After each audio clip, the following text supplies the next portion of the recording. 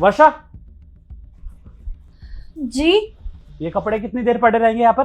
बस मैं खाना बना के हटा ही रही हूँ। बस हटा नहीं रही हूँ, इसे हटाओ यहाँ से। पर मैंने दाल चढ़ा रखी। बन जाएगा खाना बाद में, पहले इन कपड़ों को अलमारी में डालो। सारा घर फैला रखा है।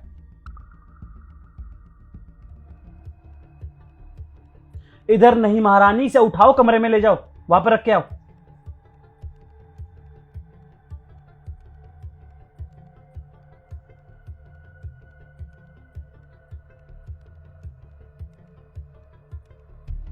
क्या चल रहा है इस घर में? खाने को मिलेगा, 3 बजने वाले हैं। मैं बस बना ही रही थी। अरे उठो, जाके खाना लगाओ ना।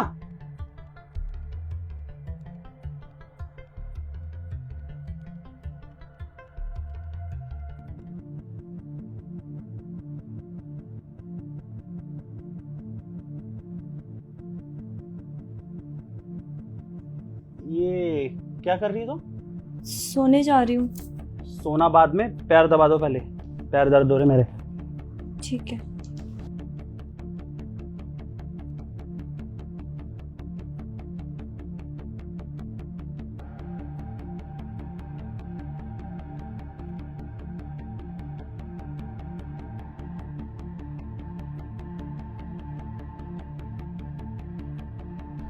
क्या कर रही हो ये? ऐसे पैर दबाए जाते हैं? इससे अच्छा तो सो जाओ तुम। काम करने का मन नहीं है तो मना कर दिया करो।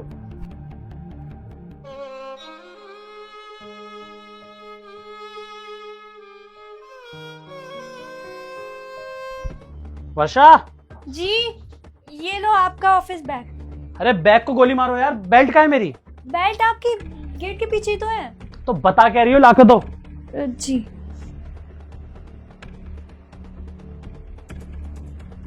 ये लीजिए।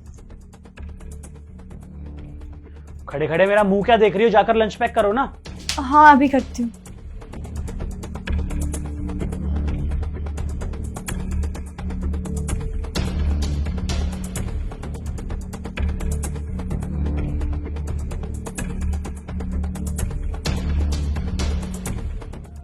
लंच।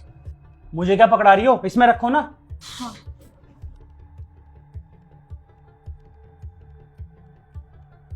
क्या कर रही हो ये? पानी की बोतल कौन डालेगा? भूल ही गई, 1 सेकंड रुको। पानी कहाँ ध्यान रहता है मैडम का। ये लीजिए। और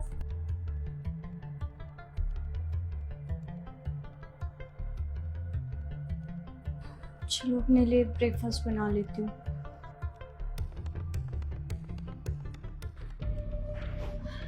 आ गए आप? पानी लाती हूँ आपके लिए। पूछ के लाओगी?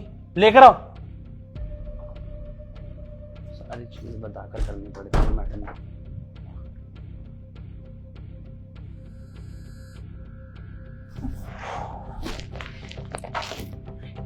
ये लीजिए पानी। बैठी कैसे हो तुम? खड़ी हो जाओ, चलो। एक बात बताओ, सूटकेस है तुम्हारे पास? हाँ, सूटकेस रखा है। तो अपने सारे कपड़े अपने सूटकेस में डालो और मम्मी को फोन करो, बोलो कि तुम घर आ रही हो हमेशा के लिए। हमेशा के लिए? पर क्यों?